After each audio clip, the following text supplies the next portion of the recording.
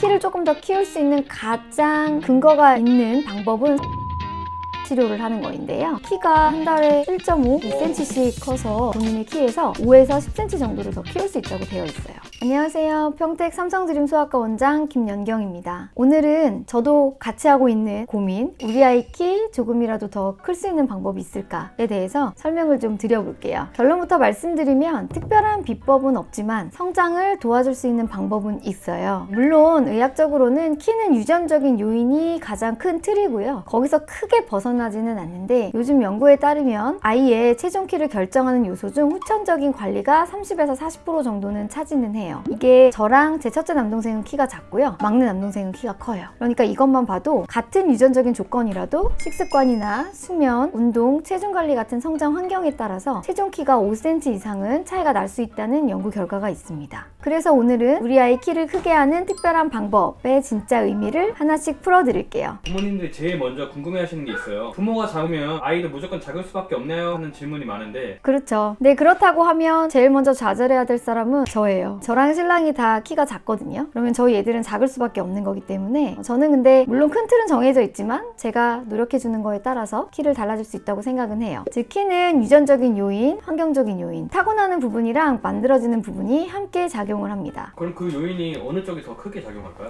네, 유전이 보통 60에서 70% 정도 차지는 해요. 나머지 30에서 40%는 후천적인 요인이고요. 그래서 부모님이 작다고 해서 아기도 다 무조건 반드시 작다는 아닙니다. 그럼 얼마나 키울 수 있냐는 부모의 관리에 따라 달라진다는 소리네요. 그렇죠. 그래서 저는 늘 부모님께 말씀을 드려요. 아이의 유전은 바꿀 수 없지만 성장 환경은 바꿀 수 있습니다. 유전이라는 설계도는 이미 정해져 있긴 하지만 어떤 방식으로 성장판을 쌓아가느냐가 우리 아이의 체중 키를 결정을 하는 거예요. 원장님, 많은 부모님들이 뭘 먹어야 키가 클까요? 하고 정말 많이 물어보세요. 진짜 키 크는 음식이 따로 있나요? 결론부터 말씀드리면 키 크는 음식, 영양제는 딱 이걸 먹으면 진짜 큰다. 효과가 있는 특정 음식이나 영양제는 없습니다. 골고루 균형 있게 먹는 식습관이 가장 중요하고 필요한 거예요. 아이의 성장은 마치 건물을 짓는 과정이랑 비슷하거든요. 영양은 건축 자재인 거예요. 성장판이 열려 있어도 필요한 재료가 부족하면 그 건물이 제대로 올라갈 수가 없습니다. 그러면 어떤 영양소가 특히 중요할까요? 가장 기본적인 거는 탄수화물, 단백질, 지방이고요. 이 세 가지가 골고루 들어가야 아이 몸이 성장 에너지를 만들 수 있어요. 탄수화물은 성장 에너지의 연료이고 단백질은 근육과 뼈를 만드는 재료이고요. 지방은 호르몬을 만드는 중요한 재료예요. 거기에 조금 더 한 가지를 보태드리자면 칼슘 섭취도 중요하고 칼슘을 뼈로 넣는 비타민 D도 꼭 챙겨주시는 게 제일 좋습니다. 요즘에 또 워낙에 단백질이 또 유행이잖아요. 탄수화물을 줄이고 단백질 챙겨야지 더 성장이 잘 될 것 같다. 이런 경우가 많은데 그런 식단은 어떤가요? 그거는 오히려 역효과가 날 수 있어요. 탄수화물이 부족하면 단백질 자체가 오히려 에너지원으로 다시 쓰이게 되거든요. 그러면 정작 뼈하고 근육을 만드는 데 쓰는 단백질이 모자랄 수 있어요. 그래서 영양은 균형이 제일 중요합니다. 제가 진료실에서도 자주 말씀드리는 키 성장 5대 음식이 있어요. 첫 번째는 우유와 유제품이고요. 특히 칼슘을 섭취할 만한 음식이 없기 때문에 잘 챙겨주시는 게 좋고요. 두 번째는 계란인데 단백질과 비타민 D가 풍부해서 성장판 세포를 활성화시켜 줄 수 있습니다. 세 번째는 소고기고요. 철분, 아연, 단백질이 많아서 성장 호르몬 분비를 도와주고요. 네 번째는 멸치, 미역 등 해조류, 칼슘이랑 요오드가 풍부해서 뼈 성장을 하는데 도와줄 수 있습니다. 다섯 번째는 현미나 통곡물인데 단순 탄수화물보다는 천천히 에너지를 공급해서 성장 효율이 좀 높아요. 반대로 이건 피해야 한다 하는 음식도 있을까요? 네, 성장을 방해하는 음식도 5가지를 꼽을 수 있는데요. 첫 번째는 단 음료나 과자, 케이크. 혈당이 급상승해서 성장 호르몬 분비를 방해해요. 두 번째는 패스트푸드나 튀김류인데 트랜스 지방이 많아서 호르몬 균형이 좀 무너질 수 있고요. 세 번째는 치즈, 버터를 과다 섭취하는 건데 이거는 또 지방이 과다해서 비만을 유발해서 오히려 성장판을 빨리 다치게 할 수 있어요. 네 번째는 바나나나 백미 위주의 식단인데 변비를 유발하거나 영양 불균형을 유발할 수 있습니다. 다섯 번째는 탄산음료인데요. 인성분이 칼슘 흡수를 방해하기 때문에 이것도 피하는 게 좋습니다. 메뉴들이 어른들도 너무 좋아하는 음식들이네요. 그렇죠. 아예 먹지 말라가 아니고 적당량, 최소한으로 먹는 게 좋다로 생각하시면 되겠어요. 하루 세 끼를 잘 챙기고 탄수화물 55%, 단백질, 지방 반 비율로 골고루 섭취해주는 게 제일 중요합니다. 이 균형이 잡혀야 성장판 세포가 제대로 제대로 자랄 수 있어요. 부모님들이 키 크려면 운동을 해야 한다는 거는 많이 알고 계신데 어떤 운동이 제일 좋을까요? 그쵸. 결론부터 말씀드리면 특정 운동이 좋다, 이게 성장의 비결이 된다는 아닙니다. 중요한 거는 운동을 꾸준히 즐겁게 30분 이상 하는 거예요. 성장판은 움직임을 통해서 자극을 받거든요. 근육이 수축하거나 이완할 때 뼈 끝에 있는 성장판이 자꾸 자극이 되면서 압박이 되고, 이런 게 바로 성장 신호가 되는 거예요. 그래서 매일 조금이라도 꾸준히 움직이고 운동을 하는 아이가 훨씬 잘 큽니다. 그럼 구체적으로 어떤 운동이 좋을까요? 크게 세 가지로 설명을 드릴 수 있겠는데요. 첫 번째는 점프 운동이에요. 줄넘기나 농구, 트램폴린, 배드민턴 같은 점프 동작이 포함된 운동은 성장판을 직접적으로 자극하거든요. 단 무리한 점프는 무릎에 무리가 갈 수 있으니까 하루 30분 이내로 해주시는 게 제일 적당합니다. 두 번째는 전신 운동인데요. 혈액순환이랑 성장 호르몬을 촉진시켜주긴 해요. 수영, 자전거 타기, 달리기처럼 전신을 사용하는 유산소 운동은 성장 호르몬 분비를 활발하게 만들어줍니다. 세 번째는 자세 교정 운동인데요. 스트레칭이나 요가 같은 동작을 통해서 척추의 틀어짐을 예방하며 숨은 키를 되찾을 수 있는 효과도 있어요. 그런데 운동을 많이 하면 더 잘 큰다는 말도 있잖아요. 그건 맞는 말일까요? 그건 오해죠. 운동을 많이 하는 게 아니라 적당히 즐거운 마음으로 하는 게 제일 중요해요. 운동을 과하게 하면 관절에도 압박이 되고 성장판도 피로해지고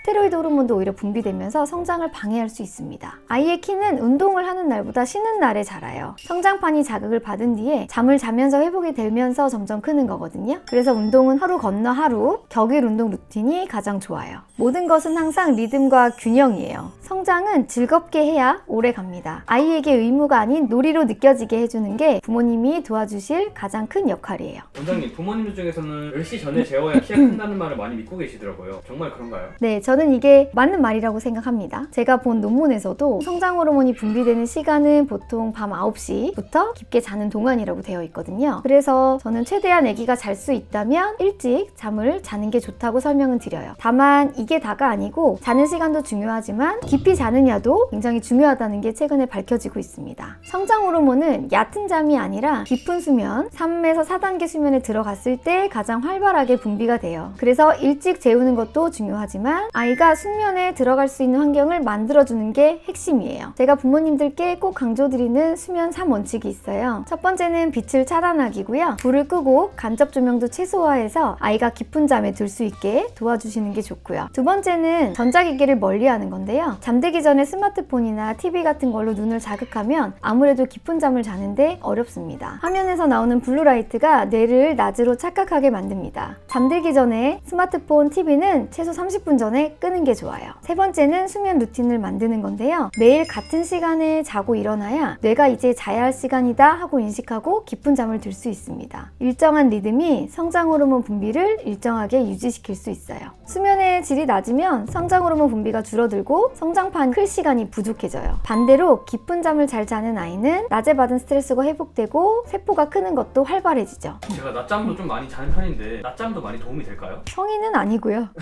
네, 6세 이하의 아이들에게는 낮잠도 도움이 됩니다. 낮잠을 통해서 피로도 덜고 밤에 깊은 잠을 더 빨리 들어갈 수 있거든요. 그래서 피곤해하는 아이는 낮잠을 재우시는 게 더 좋습니다. 하지만 초등학생 이후에는 낮잠이 너무 길면 오히려 밤잠의 깊이를 방해하니까 짧게 자게 해주시는 게 좋습니다. 잘 먹고 잘 움직이고 무엇보다 잘 자는 아이가 제일 잘 큽니다. 성장 호르몬의 70% 이상은 수면 중 분비되니까요. 우리 아이 살이 통통해서 키도 클 거야 이렇게 말하는 어른들도 많잖아요. 진짜 살이 찌면 키가 더 잘 크는 건가요? 진료실에서도 영유아 검진을 하면 통통한 애들이 오면은 어머님들이 그래요. 할머니가 이렇게 통통해야 나중에 키로 간댔어요. 괜찮아요. 이렇게 얘기하시는데요. 의학적으로는 절대 그게 아니다 라고 설명을 드립니다. 왠지 그럴 것 같지만 실제로는 반대예요. 살이 찐 아이가 또래보다 커 보일 수 있는데 그 이유는 지금 빠르게 커서 성장판이 더 빨리 닫히고 있기 때문이에요. 비만 상태가 되면 몸속에서 성장 호르몬과 비슷한 작용을 하는 인슐린 계열 호르몬이 많이 나와요. 그래서 성장판을 빨리 자라게 만드는데요. 문제는 빨리 자란 만큼 더 빨리 닫혀버린다는 거예요. 그래서 비만한 아이들은 중학교 때쯤 가면 또래보다 성장이 느려지면서 더 작아질 수 있습니다. 그래서 비만은 키 성장의 최대 적이에요. 단순히 체형 문제가 아니라 성장판의 수명을 단축시키는 문제예요. 비만 아동은 또 성호르몬 분비가 빨라져서 성조숙증 성조숙증으로 이어질 위험도 높아집니다. 성조숙증이 오면 성장판이 더 빨리 다칠 수 있죠. 부모님들께 꼭 말씀드리는 3가지 원칙이 있어요. 첫 번째는 단음료, 패스트푸드 줄이기. 두 번째는 하루 한 번은 땀나는 활동을 하는 거. 세 번째는 정해진 식사 시간, 규칙적인 수면을 해주는 거입니다. 건강하게 먹고 꾸준히 움직이고 적정 체중을 유지할 때 성장판이 오래 열려있고 키도 끝까지 잘 자랍니다. 결국 키 성장은 영양, 운동, 수면, 체중 관리 이 4가지가 맞물려야지 완성이 될 수 있어요. 마지막에 내용을 하나 더 넣어도 될까요?